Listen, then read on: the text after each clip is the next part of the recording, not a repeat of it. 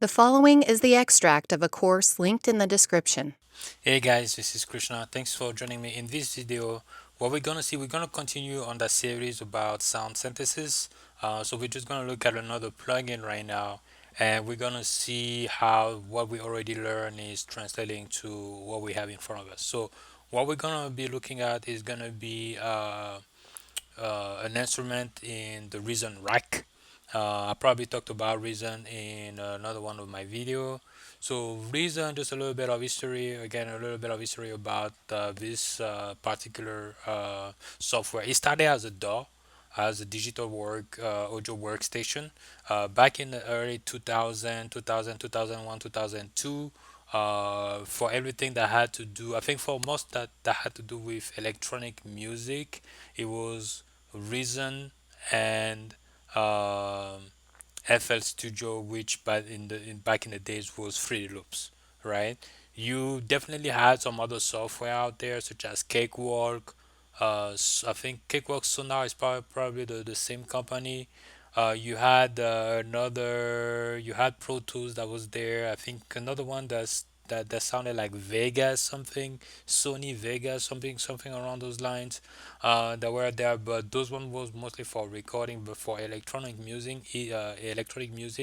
So when I say electronic, so hip hop, EDM, that kind of things was really Reason and Fruity Loops. There was a lot of debate. There were people who were fan about those software. So you had like the FL camp, Fruity Loops camp, and the Reason camp. And people were like, you know what, Reason is the best out there, and some of the people afraid of FS Studio is the best out there. One thing that I always like about Reason was the sound that it came with, right? For some reason, maybe it was just, and some of the people also was saying that, and I don't know if it was just in people's head or, or anything like that, but it always felt like the sound quality that was coming from the pack that were coming with Reason were a little bit superior to what you would get with FS Studio. You could definitely get quality as well, but usually FS Studio, what I was finding at the time was it usually involved having maybe a lot of effects with the sound that you were using, or you needed to buy extra VSTs to have like pure quality. Uh, so that's basically the thing. I think today FS Studio, I think, is definitely one of the best software out there. Reason had a lot of issues where they really did not listen to their user base, and their last launch of the Reason 12 was a little bit botched. I think it was just bad. They just haven't really done it properly. It came with a lot of bugs and all those different things. So yeah, so right now it started as a DAW, and now they basically decided to go and be able to streamline it and have people use it as a plugin as well in other digital workstation, which I think was is a brilliant idea, but I think they don't really listen to people that use the software. So anyway, that was just the background about Reason. Now we're gonna jump in here, and we're gonna use one of the software that one of the plugins that they have there. And I just really love it where it looks like basically it's a studio, and you can add the different software that you wanna add there. I always love that workflow overall, but I mean that concept. But their thing about using as a digital workstation, I think it was really clumsy. That's why I really prefer to use FS Studio for it. But I definitely have no problem using it as a plugin. So let's jump in here. What we're gonna see is gonna be this one over here is gonna be the bass synthesizer over here, the monotone, and we're just gonna pick up on what we saw the last time. And I believe the last time, let me just close this. What we saw there was it a minisynth? Yeah, so that's the one. That's the one that we saw the last time. And basically what we saw is sound is generated from the oscillator, right? We were able to see that with one of the other plugin that we saw there. I think it was the 3XOX that we saw over here, that you could have sound being generated from oscillators, either for one oscillator you could combine them. But over here we saw that we have also the possibility of adding there is additional modules that you're gonna see, and most of the time it's gonna be filters that are gonna be added, envelopes that are gonna be added, and as well effect as well, and LFO as well. So basically those different modules that you're seeing here, you're gonna see be repeated in some of the plugins, and we're gonna see how it is implemented in the Reason over here. So with Reason, what we're gonna see, so you have voicing over here, and voicing is just basically how the note is really playing, right? Let's just forget about this. Let's start over here with the oscillator. So this monotone synthesizer over here has two oscillators, oscillator 1, oscillator 2, and with oscillator 1, oscillator 2, we able as well to select the sine wave that we're able to have. So if I play here, so what we have over here is calling the ramp, the square, the triangle, and the sine, right? So ramp, square, triangle, sine, and maybe right now you're not really hearing it, and that's what you need to use the oscillator mix over here to just, so I put it all the way to the left to be able to hear oscillator 1. So let's do that again. So the ramp, square, triangle, sine. Okay, what we have at the bottom here is octave, and the octave is just basically the range of the octave where we're playing. So if we are -2 over here, it's like we are really low, we're still low, but now we're going up and we're even higher, right?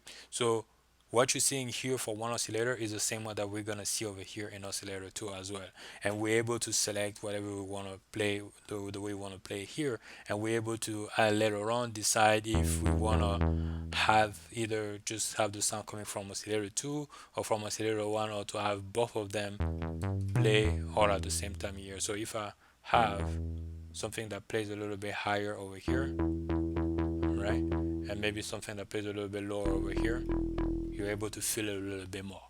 Okay, if we come down over here, we have the noise, and sometimes that's something that you're gonna see as well if you want to bring the noise a little bit more. So you're gonna hear it, you're hearing the noise there a little bit more. No noise, noise, right? The detune is something as well that we're able to see. I think it adds a little bit more character to the sound. Let me remove the noise. It adds a little bit more character to the sound, right? That's what we have.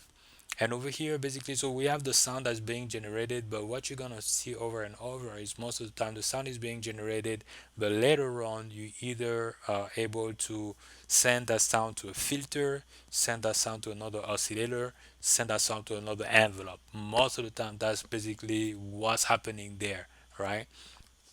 So over here we have the possibility to send the sound that's being generated here, right, to another oscillator that's gonna modulate the overall sound that we have here. And we can't select how much of the sound that we want to, that we have here, to be modulated. So if we go over here, you're hearing that sound a little bit more. So now if we come over here to the oscillator, to the LFO over here, right, we're able to select the rate of it, right, and we're able to select as well how we want it to be to be modulated, right? So that's basically what we have over here with the LFO. Okay, the FM envelope over here, usually that depends. Sometimes you're gonna see that, sometimes you're not gonna see that, but basically usually what that means is we have oscillator 2 that's gonna modulate oscillator 1, and you're gonna have as well some type of character that comes with that as well. Okay, oscillator 2 semitone over here basically just mean that for this oscillator 2 over here, you have the possibility of switching the pitch and uh, go up either a semitone or go down a semitone.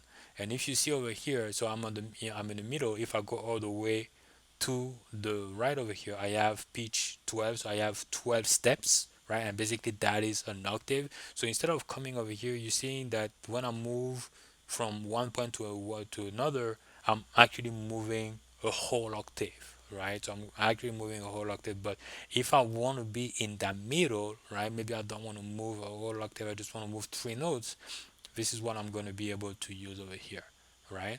And again, one semitone, if I go back, if I just select FL keys over here, Basically, one semitone is that step, right? So if we count from here to here, we basically have 12 notes here. So 1, 2, 3, 4, 5, 6, 7, 8, 9, 10, 11, 12. So basically, this is what we have. When we come back here, we're able to select that. Okay, so that's what we have over here. Let's continue. So over here we have the filter, and with the filter we just basically saying what is the frequency that we allow to pass and pass to pass in, or not, we don't allow to pass, right? And you're gonna hear over here, by going a little bit more toward the right, or a little bit more towards those trebles. So we're saying, we want higher frequency to, we're allowing more higher frequency to pass. But if we come over here a little bit towards the left, it's a little bit more bass that we're just allowing to pass over here. The drive over here is just adding a little bit more character, right? It's just accentuate the filter a little bit more. The resonance is just a little bit more about like how much of that specific frequency we're allowed to, we're allowing to pass. That's usually the resonance. With the envelope over here, so the filter as well. So same thing a little bit with the oscillators. That's what you're gonna see with some other plugins. The filter as well, sometimes you're gonna be able to modulate that as well. So that's what we're seeing here. We have the possibility to send that filter to the envelope that's at the bottom here, or to send that filter to the LFO over here. So it's gonna be modulated. Some plugins, what they do, so in this case over here, the LFO that we have over here is acting the same. So you're basically using the same LFO to modulate, to be able to modulate the oscillators over here, and to oscillate the filter. For this one, the monotone, because usually we use a little bit more for bass, right? And you don't want a lot of way too complicated harmonics and stuff going on there. That tends to work well. But you're gonna have some VST or some plugins that's gonna have a specific LFO just for the oscillators, and another specific LFO just for the filters. But in this case, we just have one LFO over here that is gonna be acting for both of them if you decide to use them. Okay, so if we have it here, let's go a little bit towards the high note over here, and we're gonna say that we're gonna. So I have turned on the LFO over here, turn off the LFO here, but we're gonna increase the LFO over here. So you're seeing that sometimes when I play, that that frequency, the filter over here is gonna switch on and off, because over here I'm on a square, but as well you could have it a little bit more on the side. It's gonna, and then it's gonna go down, right? So now it's doing like that sine wave. It's going up and down. Instead of over here, it's a little bit more drastic. It's either up and then it's either down. So this is what you're seeing here, and then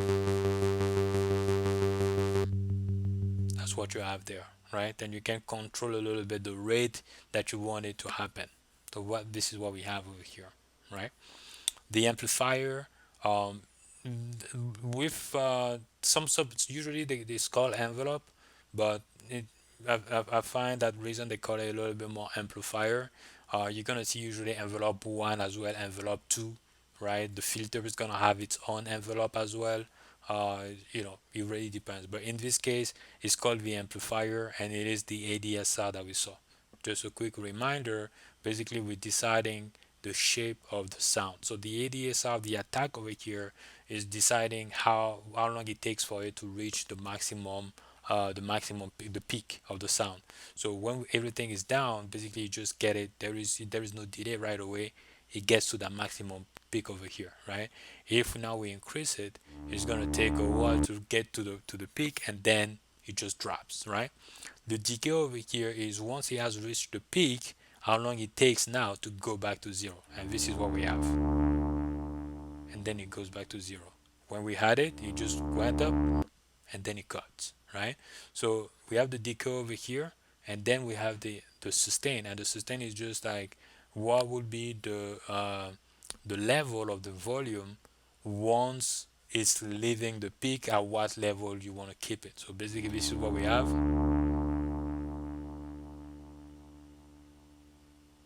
and it's being kept there, right? So it's going up, it's going down, and then it's being kept at the level that we have specified over here. Okay, and you see it's still playing. It's basically still playing over here. I can put it even a little bit more higher here. So it's gonna go up, gonna go down, and then it's gonna be kept over here. Okay, and the release over here is just basically how long when I release the key do you still want to hear the sound. So up, down is gonna be kept here, and then my finger is still on the key, or on the keyboard. You cannot see it, but when I'm gonna release it now, and now it's taking a little bit of time to fade out, right? So this is what we saw over here for the amplifier. It's gonna act the same for if we apply the filter here to the envelope. We're gonna get a little, depending on how we select those. Basically, this is what we're applying to the filter if we decide to do that. Okay, the velocity here, sometimes you're gonna see that. Most of the time what this does is velocity usually as how hard you're gonna hit the keyboard. So if I put the velocity down over here, no matter how I hit the keyboard, it's always gonna play about this. It's gonna be at the same velocity. However, if I put the velocity, let's say 100% or a little bit higher here, now it's gonna see, okay, how hard am I hitting the keyboard, and it's gonna apply a certain percentage of it to be able to manipulate the amplifier. So now when I'm if I press it slowly, you see here basically not hearing it, but if I press it loudly, you're able to hear that amplifier a little bit more. And basically this is what we're getting here, right? However, if I'm here, whatever I do, it's always about the same. Okay, and the last thing is over here we have the FX, a little bit like what we had for the sim cent over here, or the mini sense is we have different effects, but in this case we have the chorus and we have the delay, and as well we can just select how much what is the amount that we want to have there, right? Or we want to select a little bit this as well, and maybe send a little bit more feedback here, right?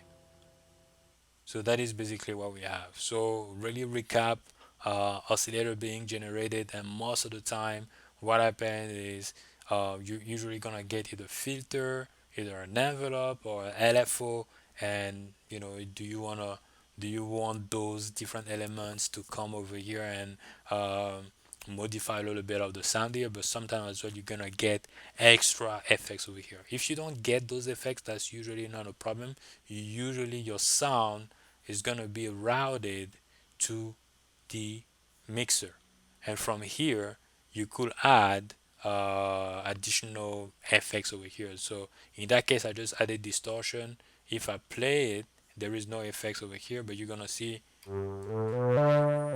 it's a little bit more distorted. Give me just once again over here. Let me see if I can increase the distortion so we can hear it a little bit more. Looks like I am at the maximum.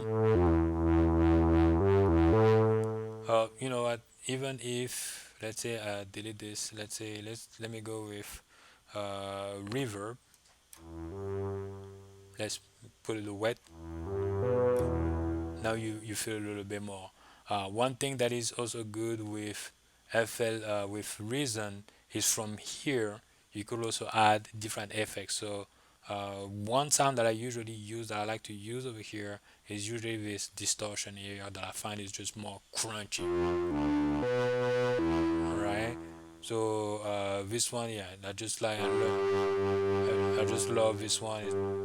The way it is over here. You have different effects here that you can use. So yeah, so if so you have different. See if the plugins that you have is not coming already with some effects over here, don't worry, you're still able to apply some of it in a mixer. So this is what I had for you. If you have any questions, feel free to leave it below. I believe we just have a last one that I need to cover with you, but with what we already saw there, it's gonna give you you have the fundamentals to basically open any VST out there and kind of know your way around, right? I don't think that you're gonna come up here and depending on what you like, right? If you find that you have really some love for making your own sounds, go ahead, not an issue, right? You maybe want to spend maybe one day where you're creating your own sound, right? Because it takes a lot of time to actually do that. But what I think is usually best, you have like people that are actually being paid, right? That went to school for it, that actually have education, and they have training on how to make those sound. And usually I just go ahead and try to select a sound there as a base, and from as a foundation, and from there I'm trying to see, okay, I like this sound how it is, but there is maybe some things that are a little bit off, or that I want to switch. Now I know what I want to go and change. Most of the time, I would say most of the time, what I usually change, I would say number one would be the effects, because they would usually put a lot more effects that I want to, right? So it could be like the reverb is just all over the place. I'm like, yeah, I don't want that sound to have that much reverb. And usually when I just turn off the reverb or the delay, it just make the sound even, better, right? Um, so usually that's it, because when I hear the sound, what happen is a lot of the configuration that is here is usually, proper, is usually in the proper place, but it could be one or two things that are usually off. And most of the time, number one, it is the effects. Number two, it could be the envelope of the amplifier. So maybe the way that sound is playing is like, let me just turn off, there's just so much things happening here. Did I remove the, oh yeah, okay, so let me remove the, so most of the time it could be that um, the sound is just really a little bit too dry, in a way where it just hit and it just stops. But I want it to be a lot more dry, a lot more in time. And usually I'm going to play a little bit with the amplifier. So that's just me, but you have a little bit of the basics here. Play around with some of the plugins that you already have, right? And again, use a little bit of some of the patches that people are already made for you, and trying to see how they using those patches, those functions over here, trying to play around with it. It's just gonna give you a better understanding, to go ahead and to use your own sound, or to modify sounds there. Again, if you have any questions, feel free to let me know.